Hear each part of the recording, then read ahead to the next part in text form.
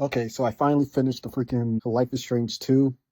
Potentially one of the worst ending. I mean, not as bad as Before the Storm, but still, that was a stupid freaking ending. So before I even talk about it, I do want to say that it made the past two episodes, it wasn't really a factor before, because I was already defending, like, politics are okay in the stories. Like, I don't see why people complain about it. But I think what becomes an issue for me is when people outside of the politic try to talk about something that they are themselves not fully a part of. And what I mean by that is that, like, for example, in many of the episodes, they go through this whole racism type of thing, which does exist, obviously, between, white people and Mexicans or whatever, or Hispanics in general.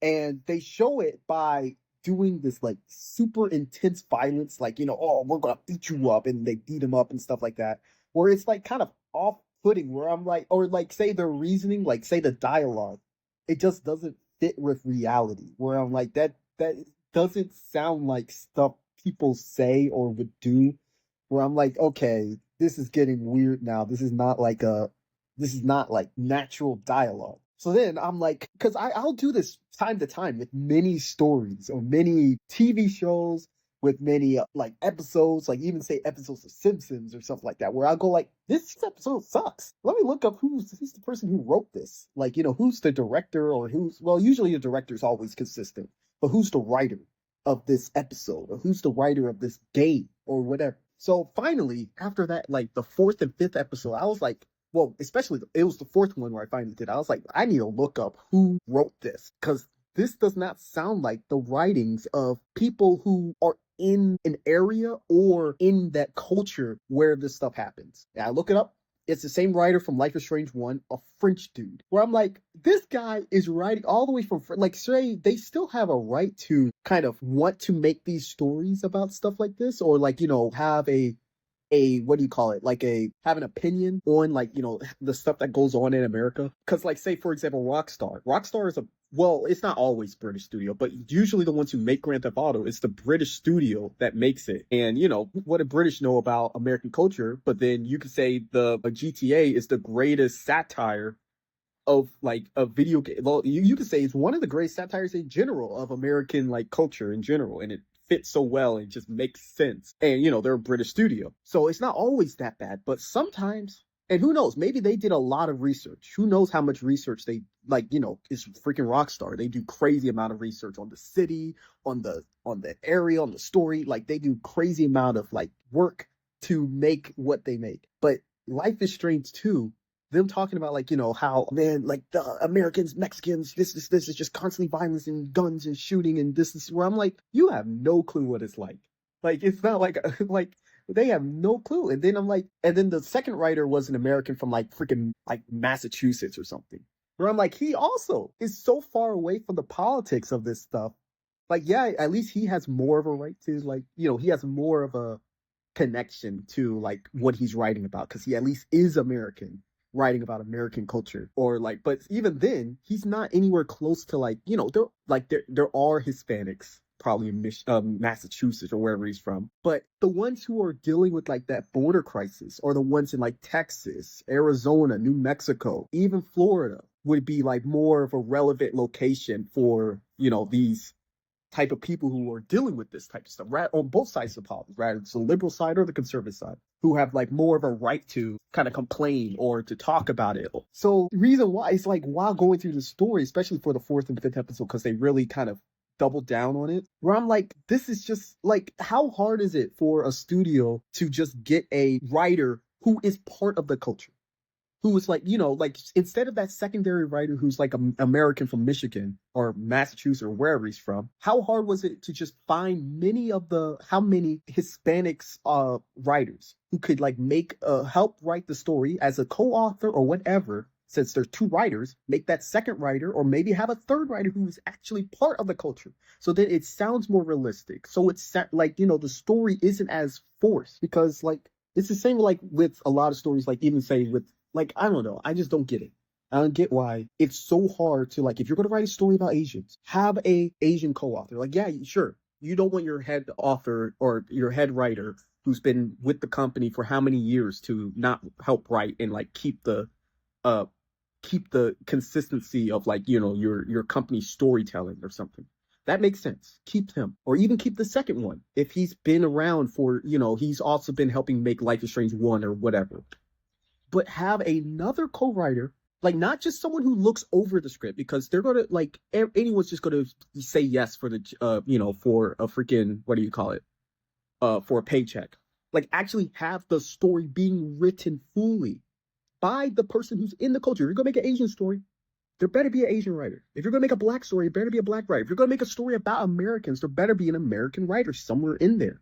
Like, how would it be if I'm writing something about like freaking Spaniards and I'm basing in Spaniards off of what I heard about Barcelona and, you know, doing some little Wikipedia articles and everything. Like someone who's actually from Spain would be like, "What the heck is this? This is not like how we talk, or this is not like what we talk, what our politics are about, or what our, like, you know, what our characters are like."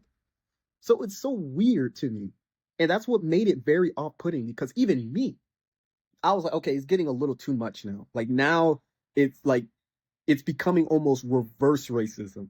Like where now it's like you're going so far into like trying to tell this story, or like, you know, tell like what is the, you know, the racism or whatever, where it almost ends up being racist. Because now it's like, who, like, you're not making the portrayal accurate. It's now, it just seems like, you know, you're just jumping over hoops kind of thing. So that's what I wanted to start with, just in general, before I forgot, because I thought that was a very like off-putting thing about the story for the final 2 episodes. So anyway, the 4th episode was, let me think. It started off because, remember, he got his eye freaking, like they were in that freaking drug house and then the place exploded because of the brother. So, you know, he's in the hospital. By the way, before I even start, the 4th episode I did actually fairly like, ignoring this one part, which is why I did that whole 7-minute tangent. The whole episode I actually pretty liked. And you know why? Because there wasn't too much of the little brother, whatever his name was. When you take him out of the equation, it ends up a likable story, because no, like the older brother's a okay guy, you know, he's a likable character, and his journey makes sense, or like, you know, his quest makes sense. It's just that that younger brother ruins everything to the point where it's just annoying and it ruins the story. So ironically, the one episode where you don't have him for a majority of the episode until the end, honestly, it ends up a good episode. But anyway, so you end up in the hospital, you're being fixed up with the eye. It turns out you were in the hospital for a couple months and you don't know where your little brother is. Like, it turns out like you've been questioned by the FBI or whatever, and you're about to be sent to prison soon. So you're still worried about your brother, and you end up like on your final day, you end up getting your notebook back. I don't know why they were hiding his notebook away from him, but they end up giving his, like, the nurse gives his notebook back. And in this notebook, he just happens to see, I guess, I don't know when they took the notebook and for how long they took it, but he just happens to see on the last day, there's a note left for me that, you know, that religious guy from the other episode, from the past episode, who's part of the freaking drug tipping people, he took the brother to take him to his church thing because he has powers, I guess. So he's like, oh, well, let me bring back the Messiah, basically. So now he's like, oh, I know where they are. They're in New Mexico or something. So he breaks out of the hospital. I don't know all the ways that you could break out, but for me, it was pretty simple. I just opened the door or opened the window and then just shimmied out to a different hallway or whatever. So, I mean, there wasn't like a dramatic escape or anything, at least for me. I don't know how else there were other ways. I doubt it was as dramatic, like any more dramatic. I know you could probably beat up the security guard or something, or freaking attack him. For some reason, that's another thing I don't get. Because you can also make a choice to beat up the nurse for whatever reason. Like, I don't know why you would attack the nurse. It just doesn't make sense. So obviously, like, when you look at the statistics, most people didn't attack the nurse. It seems the only people who attacked the nurse, I would almost bet top dollar that the people who did attack the nurse are people who were replaying and just wanted to see what other choices did, because it doesn't make sense why you would attack the nurse in the first place. But that's what I want to bring up. The thing that annoys me about a lot of these like choice kind of games, it happens in Mass Effect, it happens in Walking Dead. I'm pretty sure it happens in Walking Dead. It happens in so many of these choose your own adventure type of games, like where you make choices, they make the choices kind of obvious. Like to me, if 80% or 90% of people are making the same choice, that means you had a bad distribution. Like you had a bad choices to make. Where it's like where it didn't even make sense. In my perfect world, it should be almost even. Like if you're going to make a choice or make a scenario where the player has to choose, it should be where there are benefits and negatives to both of the choices, or how many of your choices. So then it should be where everyone is like, you never know what a player is going to pick then. Like it shouldn't be like, are you going to shoot the police and then drink his blood, or are you going to jump into the hole and escape away? And most people who are like playing as the character who's already like supposed to be this nice person, like, you already built up this character to be a nice person, they're going to be like, that doesn't make sense for me to shoot the police and drink his blood. I'm going to jump in the hole and escape. So then you see 90% of players jumped into the hole and escaped. And then 10% drunk the blood just to see because it sounds funny. Where it's like, that was a bad choice then. If anything, it should be, should you jump in the hole and potentially injure your leg? Like, you're going to injure your leg and it's going to affect the whole game after that. Or do you shoot the police, but then now, the police are going to be after you kind of thing. But you get your legs back, or you don't have a broken leg kind of thing.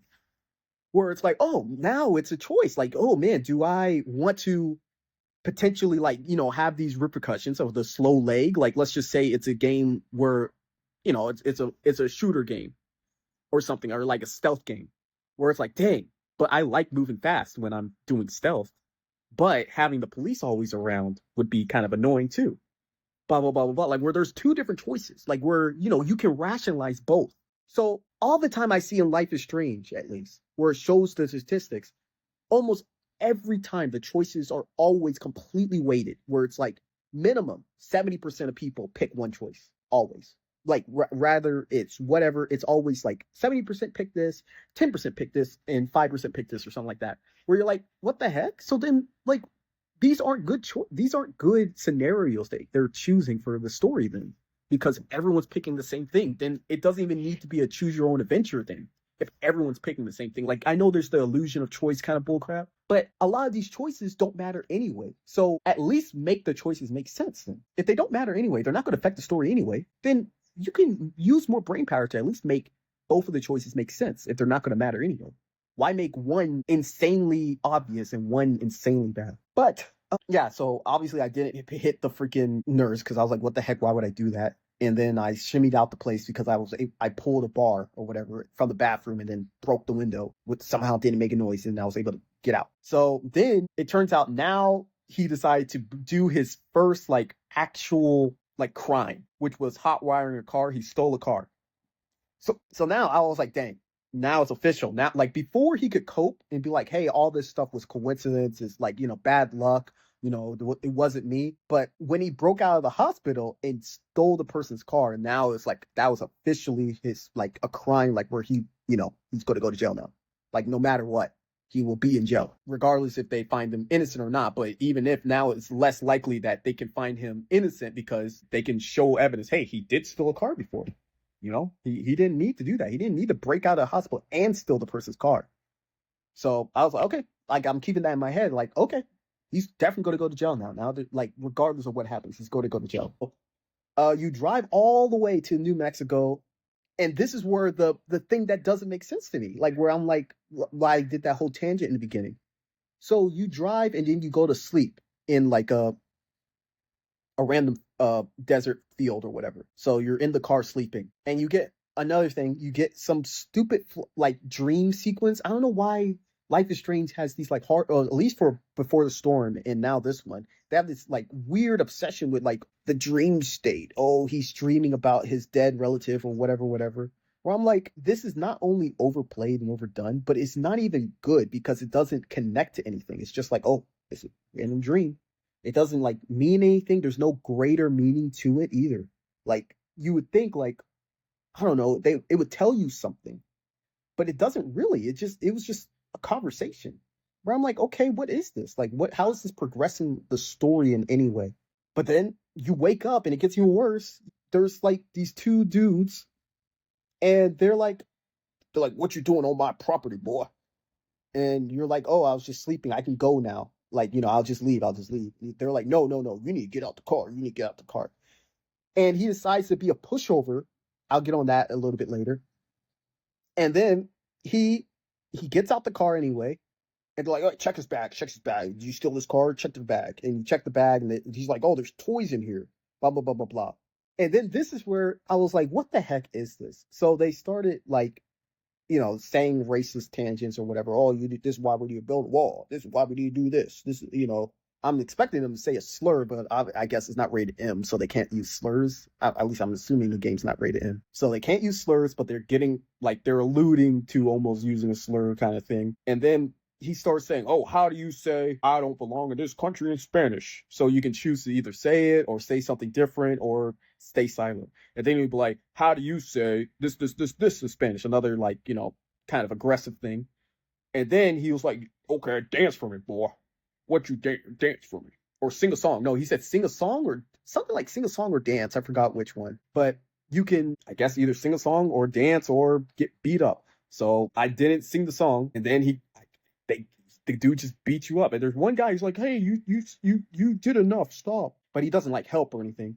So now the other dude's just beating you up. He punches you and starts kicking the guy. And I'm like, what the heck is happening? Like, what is this trying to tell? Like, it seems like the only way they can express a intense topic like racism in a lot of these stories when, they're not part of that minority is they just instantly turn to violence. Like, okay, how do we express that the white guy is racist? Oh, we're just going to have him beat him up out of nowhere for no reason. Where you're like, what the heck? Like, sure, maybe that happens, but it's like in a story, it's like that just seems like you're having almost, what do you call it? Like it's almost like I don't know, like a violence porn or something. Like they're like, oh yes, like oh this like they just want to see the guy getting beat up constantly. Where you're just like, what the heck? Like, and then the fact that it happens so often, because it's like the third time it's happened or something, or maybe it's the second, I don't remember, but. Like the fact that it already happened before, it definitely happened before, like at the whatever you call it, at the gas station, where you're like, who are you writing this for? Like, is this your own fantasy? You want to have someone get beat up, or is that how you express I don't know, that's the only way you could feel sorry for someone is if they get beat up?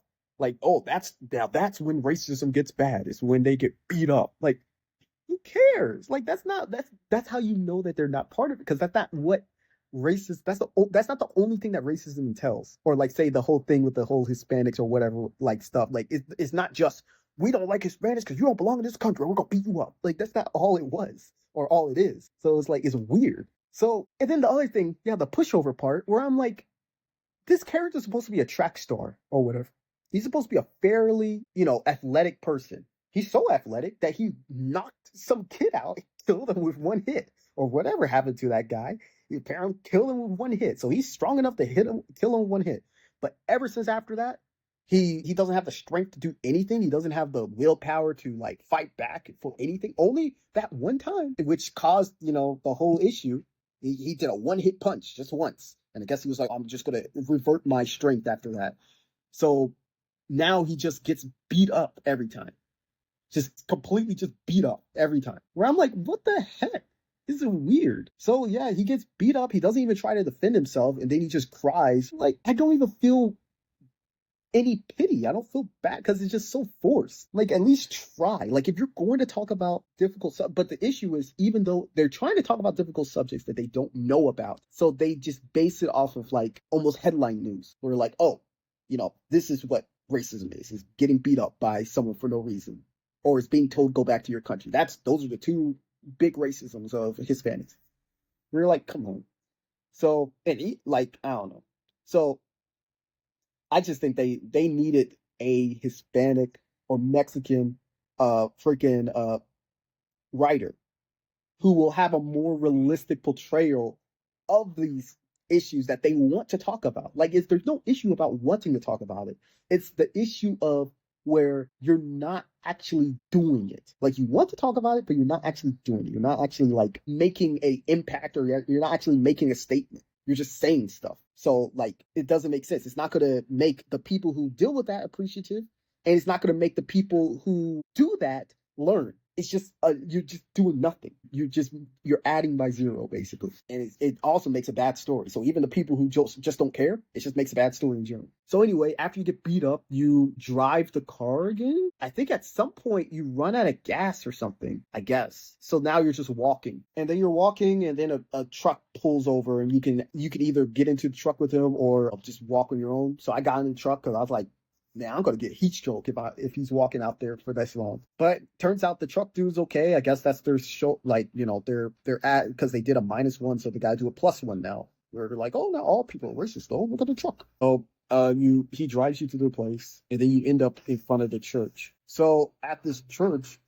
it turns out that they're basically worshiping the little brother, and they're worshiping him because he can make stuff move. He's a freaking superhero. So, and this is where it gets annoying again. So right when the brother comes back into the field, he becomes annoying again. You talk to him, and he's so happy that you're there, but then like he basically abandons you again because you're like, hey, we need to leave. These people are manipulating you, and the brother just like, screw you. You're obviously trying to manipulate me, actually, because the whatever lady, the priest or whatever, she like acts like you hit her or something. So then you leave, and you're just all, and then the guy again, he gets manhandled again because there's the guy with the gun, like he's, I guess, the bodyguard, and he like beats you up. He beats you up, and he's like, you better not come into our sacred home again. So before I even talk about it, there's something I do want to mention is that I'm pretty sure, I don't know which game came first, but the brother reminds me of A Plague Tale, that series, where, there is Amelia and her brother Hugo. See, I can remember their names. I can't even remember these people's names because they had no impact story-wise. But, there's these two characters. It's the older sister and her younger brother. And Hugo is the perfect example of how they should have made this younger brother. Because, like, he's cute, and he's like, he's still annoying at times, but he's not annoying. Like, he's just annoying in like he's a younger kid kind of way. But he's not like where you're just like, I don't even want to play this game anymore. And, he also has powers. There's also this, like, even the same thing where I think there's some part of the story where the church kidnaps him and tries to manipulate him or whatever, where it's like, it has similar themes of this, like, like the older sibling really going through this whole journey to, escape kind of thing. I guess they're trying to escape the rats or find a cure to Hugo's thing, but still, like, it's similar. But one way made a very good story, a very like you could feel the family kind of structure, like, you care for the characters, you care for her, like her love for her younger brother or whatever, like, where it's a good story, good characters, and it makes sense. Where it's the same thing, but they somehow found a way to become 50 times more annoying, where the older brother's a pushover. He has no self-worth almost. And then the younger brother is trying to be like this independent thing, but is annoying and doesn't listen and causes so many issues, but in a way that is not like progressive of the story. It just makes you frustrated to continue on. So it's funny that two stories, very similar, like not similar, but like, similar dynamics, but one does it so much better. And it almost makes me wonder which one came first, because I don't know. Maybe I'm going to look it up right now. Wow, Life is Strange 2 came out first. Dang. Well, they messed up. They messed up. I guess maybe a Plague Tale saw, because isn't Plague Tale French too? So maybe they saw this game and they're like, wait a minute, we can do this way better. Who knows? Who knows where the histories of that? But yeah, just the dynamics are just so much better in a Plague Tale. But anyway, so once you get beat up by that one dude, and he threatens that he'll shoot you the next time he sees you, it turns out you meet your mom. She just happens to be there, seeing you get beat up. And, you're like, oh, mom. And I guess that's how they try to bring your mom back into the dynamic, because that's the mystery of all. And I didn't like I didn't like get like what they were trying to go through, like forgiveness or something. Like, but that's not the theme of the story, is forgiveness. So it's weird that the mother comes back into the picture. She's trying to like rationalize everything she did, where it's like, oh no, I just did it because I wanted to be a free spirit, don't let anyone hold you back, from your dreams. But it's like, you abandon your children, like And she's like, oh, I left because I didn't want, I didn't want the younger brother to remember me, when I abandoned him. But it's like, that's not good. But what's weird to me is even though it's not good, they try to like lead you on to forgive her. Like they obviously don't like you have a choice to not forgive her, but they lead you on to this path of forgiveness of her actions where I don't know if in reality you would forgive her. Like where some person who got abandoned since they were like 7 and now they're it's over a decade later and the mother comes into the picture last minute and just says in one day, hey, this is why I did it, and then the reason why they did it wasn't even a good reason. It's just like, oh, I just wanted to, I just wanted to be free. So why, like, I don't get, like, I don't know what they were trying to tell the player doing that. Like, it just doesn't make sense, like, in a story. Like, like, there's no reason to it. Reasoning. It's just, oh, she just happens to be there. It seems the players were curious about the brother, so you just brought her in here. And then, obviously, you gotta forgive. You gotta forgive. That's, you're a good guy. Whereas, like, this, you know. So anyway, she gives her whole spiel about why she did it.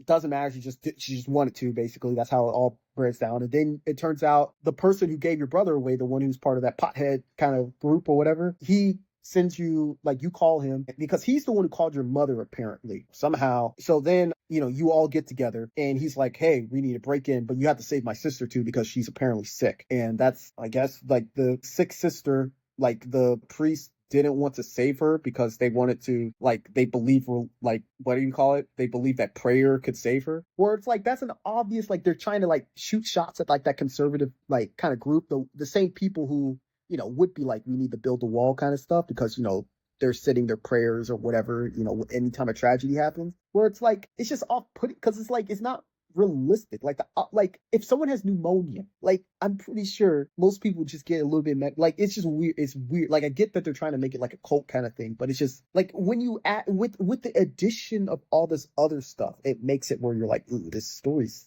not really going anywhere. So anyway, you have to save her sister because the sister's trapped in this church and she has pneumonia and she's going to die. So you got to kidnap her. So you agree, obviously, because that's the only way you can save your brother. You have to break into the priest's house because you got to get files of like what the girl's disease is. So you learn it's pneumonia. And like while you're looking through the house, you can learn more about the freaking whatever you call it, about the priest or whatever, or the pastor. It's not much. It's just she's like a hypocrite kind of thing. Like, oh, she uses medicine though. Oh, she got kicked out of her own church for being crazy. Oh, she I forgot what else. Well, oh yeah, like she's kind of doing this for the money or whatever, or she's doing it for the fame kind of thing because it's making her church more popular by having a literal like freaking god kid in your church. So and also like she was trying to like adopt the kid or whatever. So anyway, you figure out a way to get to get all the files, and then it turns out that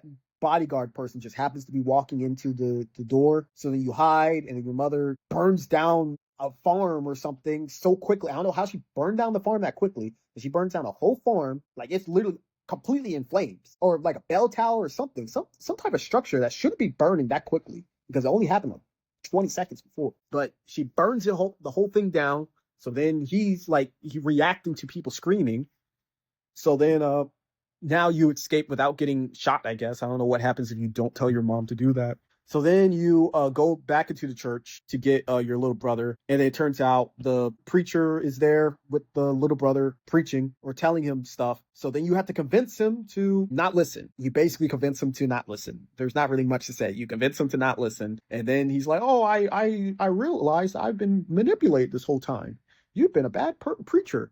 So then you while all that drama's happening, like some fire falls and now their church goes up in flames. So then somehow she is blocking the door. Like in the end, she ends up blocking the door. She's like, oh, if you're going to take him with you, we're all going to die then. And she's blocking the door. And I'm like, why can't you guys just knock her out? Like this is a weak, frail woman. Like, and she's trying to block you into a church that's on fire. Like you can easily overpower. There's 3 of you guys. There's at least 2. Like I'm not even including what's his name. So anyway, you can either convince the little brother to push her, or you can kill her. And again, like, I'm like, why would you kill her? So I didn't kill her. And then I guess depending on your actions, like throughout the story, the little brother can be a maniac and kill her, but he did it for me. So then we walk out the freaking church and then drive away. And that's the end of episode 4. So it wasn't like a bad episode. It wasn't great, but it wasn't bad. It wasn't annoying. The most annoying thing was just when the little brother didn't agree to leave with you, where you're like, there's no loyalty with this brother at all. Like, we're barely even brothers at this point. So not really much to say. Like, it's just that some of the stuff is weird, I guess. So then episode 5. Episode 5 was not as dramatic as I would have thought it should have been for a finale for the game. Like, say Life is Strange 1 went through this whole like freaking trippy scene going through time, and like, you know, she goes into hell or something at some point, or limbo. You know, there's all this stuff happening for the Life is Strange 1 finale, and then there's a big choice at the end. I mean, it was a fairly big, like, it's not like amazing big choice, but still there's like a, you know, a choice at the end kind of thing. But for this one, most of your time is in this like random camp, like that your mom, I guess, lives in. A random camp, and, you know, like in the middle of the desert, and you're just like kind of getting to know everyone. Like, there's no issue with many of the people in that camp, but it's just like, I don't know, I expected more happening. Like, I thought there was going to be like, you know, there's going to be issue at the border, and, you know, there's going to be this whole like, I don't know, type of escape scene or something with the police, like throughout the whole episode. That happens at the end, but I thought it was going to happen throughout the whole episode. But no, over one half of the episode is you at this camp just talking to people, having a calm time. One thing that was interesting, like, I guess because I bet there was controversy about that first episode talking about Arcadia Bay, and there was nothing said. So they bring back whoever the freaking step douche, I keep forgetting his name, but the step douche guy, David, I think his name's David. They bring back the David dude. So, which was cool. Like, I didn't even realize it was him because they had a beard and he made his hair super long until he said something about being in the war. And I was like, oh, wait a minute. Oh, this is David. Wow. But then, which I hate. I mean, I get why they do it, but I hate it. Because then they kept going. They kept going. Like, they're like, no, you know, and then you can like, you can investigate further in his trailer. But no. They had to, you know, they forced you to remember that this is David, I guess. So then, after talking to David, you can go into his, whatever you call it, his trailer. And that was cool too. Just seeing like, very subtle, them talking about, like, you see a picture of, forgot their names, Chloe and whatever her name is, the freaking Life is Strange 1 characters. You see both of them. Then they look older. Chloe looks like a freaking meth head. Whatever her name is looks normal. So then you can also like see a note of like Victoria Chase.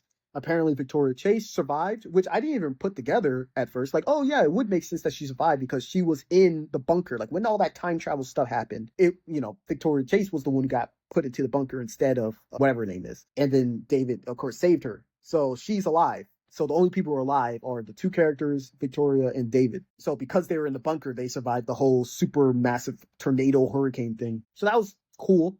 And then you can also hear like a little phone call between him and Chloe, like at one point. And, you know, it seems like they made up, obviously, because everyone freaking died. So they, you know, they were brought together by that grief. And yeah, so it was cool that was a cool little, like, that's how it should have been. Like, even with Life is Strange 1, where like, it's cool to see the life move on, like with the characters from the first game. You know, like, you know, they're real living characters. So like, you know, in the universe, so they moved on.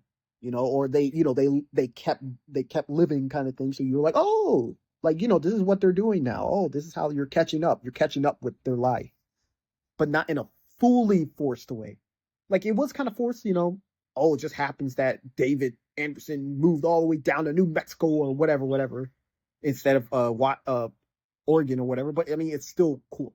Like, that was a nice moment kind of thing. But that's it, because everything else was just like slow gameplay of just like kind of exploring. You're not really exploring stuff, but like talking to people, or, you know, and there weren't that many people. There's only two other people. So there's only 4 people in that whole community. So it's not really a lot to see, a lot to explore. And after that, basically just skipping everything, because there's not even a point talking about all this small stuff, because technically it doesn't even affect the story. So in the end, after the freaking hour, 90 minutes you spend in that freaking small spot exploring stuff. Then it turns out your mom comes back and she's like, hey, I've seen news articles about, the whole church burning down kind of thing. So they know we're around now. So we got to leave. I don't know how they're going to put the puzzle pieces together to know that you are, in this exact camp.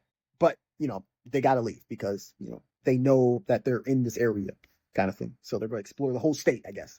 Or the police are going to survey the whole state. So you leave, you get a police scanner that makes no difference. I don't even know why they had David Anderson give you the freaking police scanner in the first place, because it doesn't help. You don't even do anything. You actually turn off the police scanner at one point.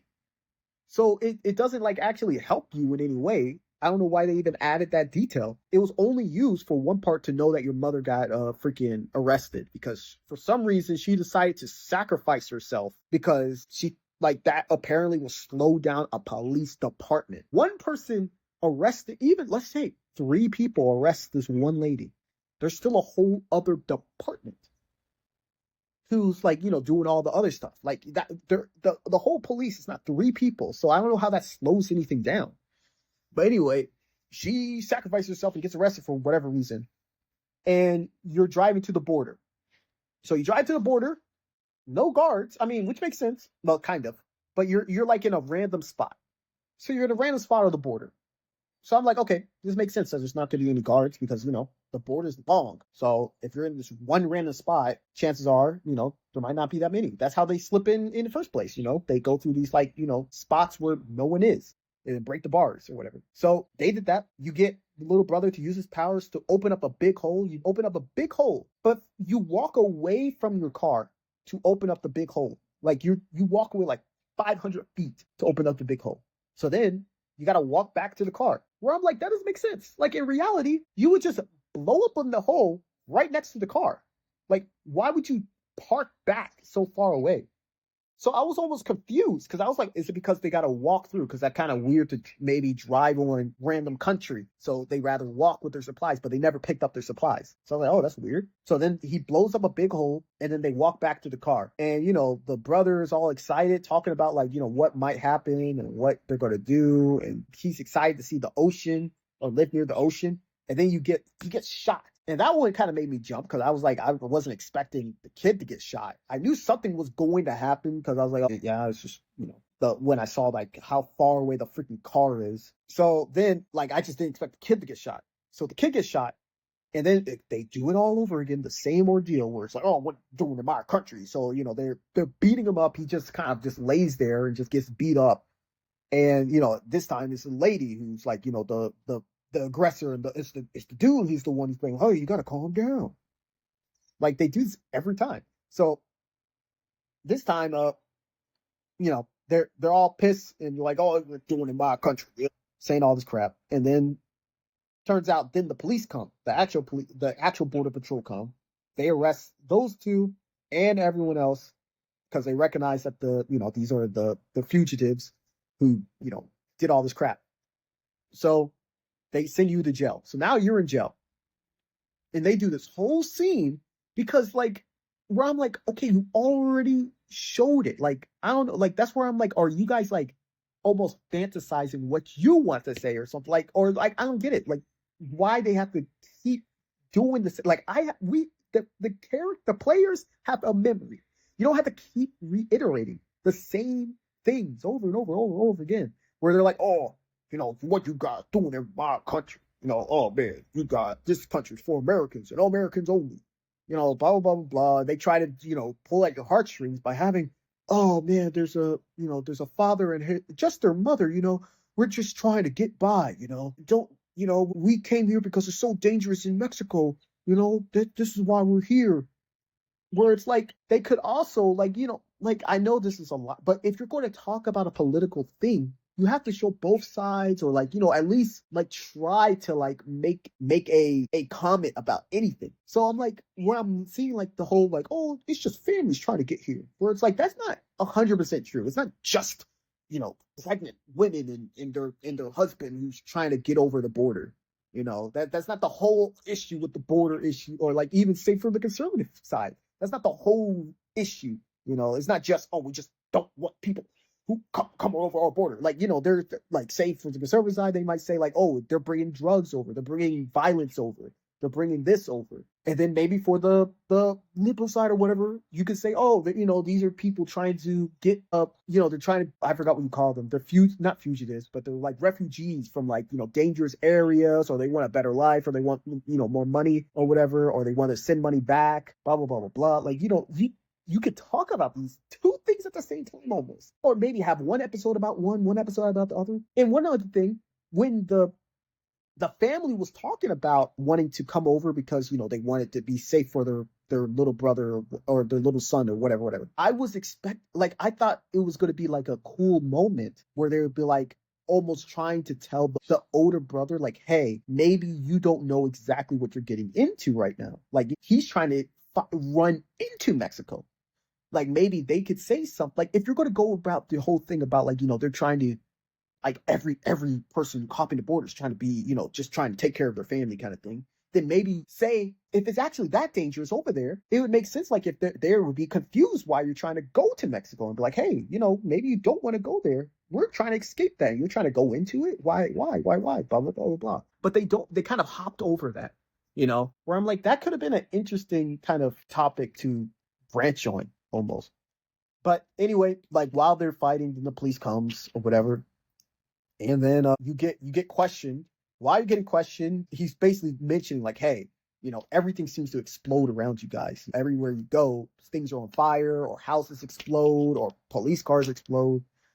And you're trying, basically, while he's saying that, what's his name is exploding stuff. The little brother is exploding stuff because he's like, I guess he's saying, where's his little brother or his older brother? Because he apparently cares so much about his older brother, but based off of that ending, apparently not. But apparently he cares so much about his older brother. So he's exploding everything, destroying everything to try to find him. So then he blows up the door, knocks out the guard. He's a little worried that he killed him because obviously he killed everyone before. So now he's worried out of nowhere. So it's like, huh? Like, I actually don't get it, because it seems like a character shift. Like, now all of a sudden the character matures.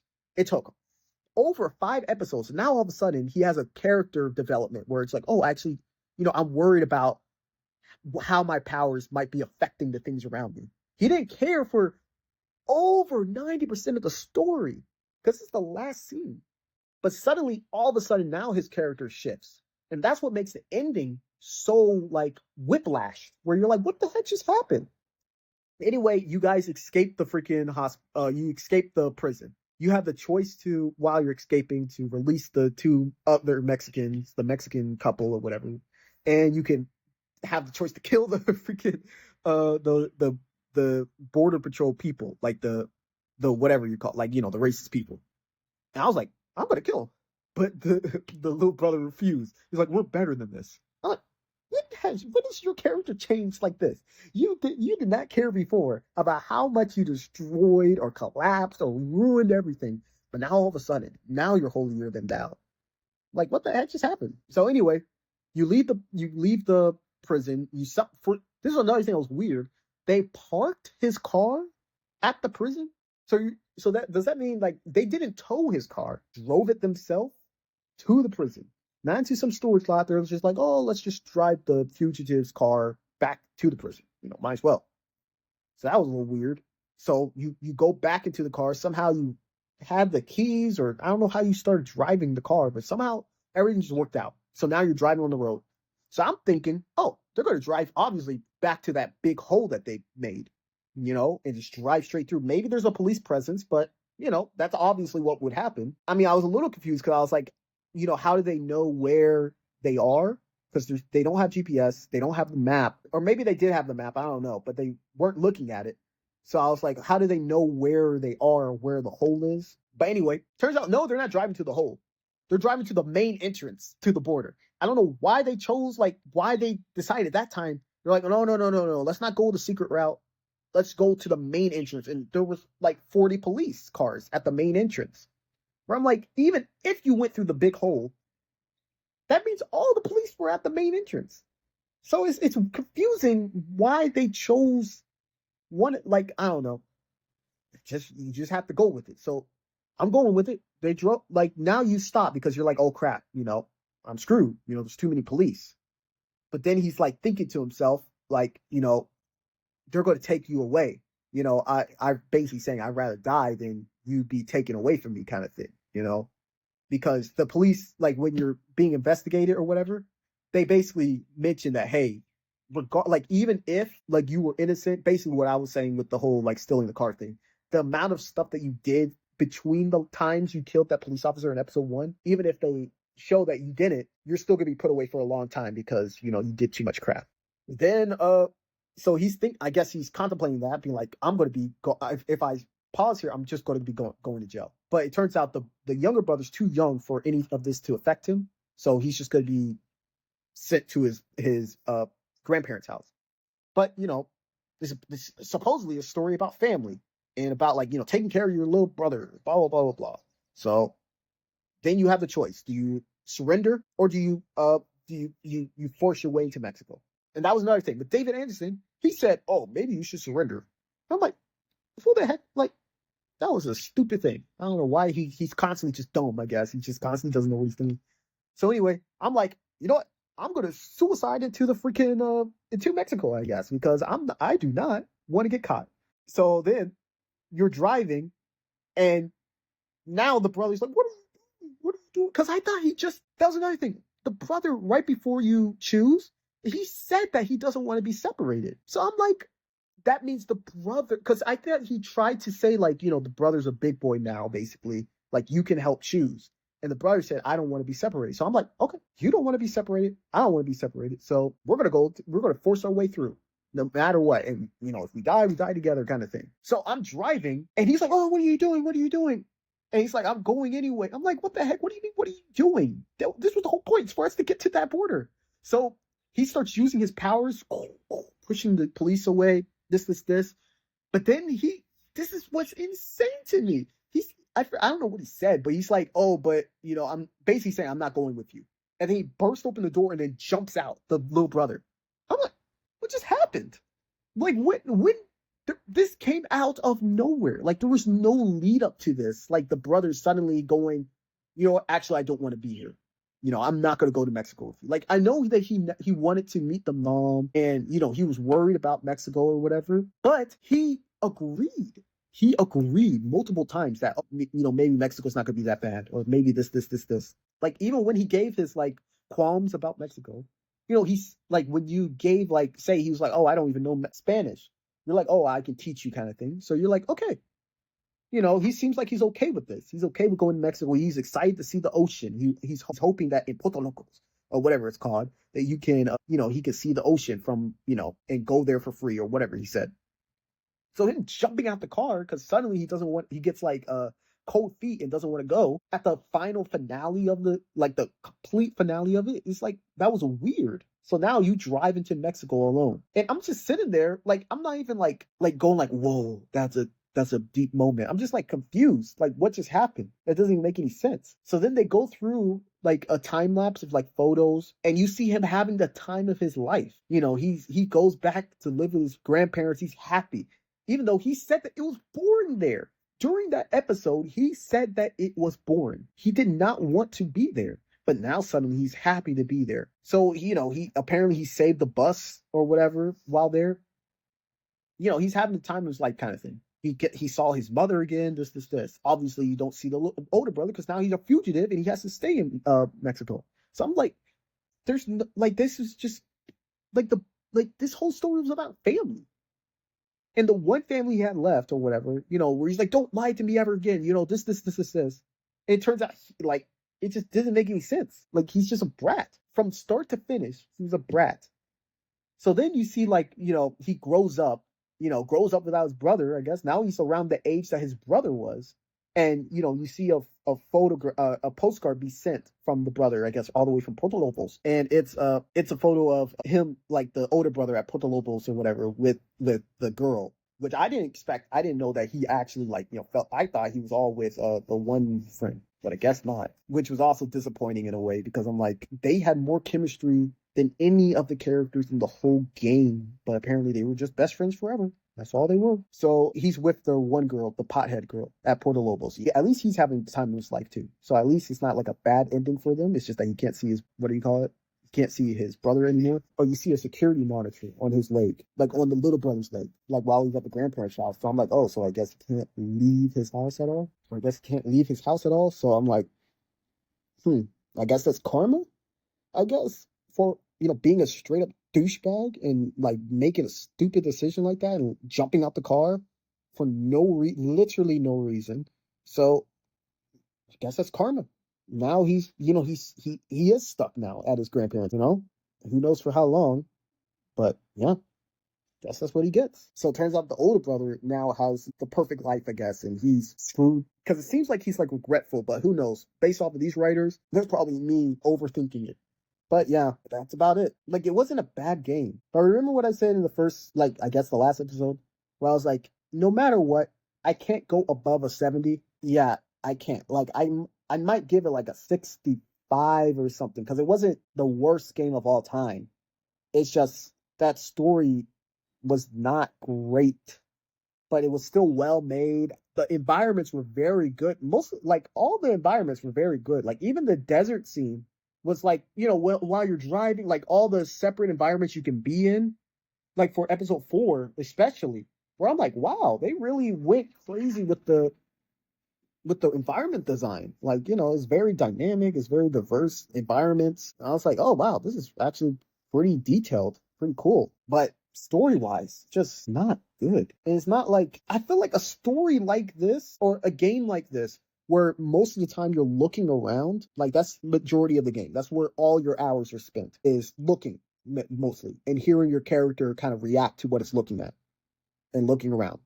These type of games need to be like a kind of detective or mystery type of game. It doesn't work where it's like drama and just drama kind of thing. Like that's what happened with Before the Storm, and that's what happened with even what's it called? What do you call it? Life is Strange 2. Like where it's just story, because no offense, but they're not making good stories. So what they need to do, I think that's what Life is Strange 1 had too, is that you're slowly figuring out like a mystery. You're slowly solving a mystery. Like where you're like, what's happening? What's happening? But Life is Strange, and it has to be a deep mystery, because Before the Storm maybe had a mystery, but they never really gone with it. So okay, so that was the issue. Life is Strange 1 had the best of both worlds. Like Before the Storm, it tried to do a mystery without supernatural elements. So it's just a boring mystery. It's just a boring thing. Like, oh, it just turns out the dad was had a wife in the past, and that's who he was cheating on with. Where you're like, what? And then Life is Strange 1, it had all the supernatural elements. It had it had the brother being able to control gravity or whatever, but it didn't have any mystery. It was just, okay, they're just trying to get to Mexico. That's it. And you're just dealing with people you see on the road, I guess, while you go to Mexico. Where it's like, I would have thought that maybe there was more dynamic with the police. I thought there was going to be like a more dynamic, I thought there was going to be like more kind of character growth with the brothers or something, like where, oh, you're not trusting him, or oh, you lied to him, that whole first episode thing where you made a choice to either say like, oh, I'm never lied to you again. I thought that was going to be brought up again, where it's like, oh, like maybe you have to lie to him for something, but if you lie to him, the brother never forgives you or whatever, or if you don't lie to him, something bad happens, but no, it's nothing. Each episode was like its own separate thing. They even separated each episode by multiple months. So they're even more like completely islands of themselves, where there's no connection between them. So I don't know. I said this last time. Hopefully the next one's better. But I went to look at the writers, because now I had to look at the writers before, and it's the same writers it's the same writer. I think is writer, not director.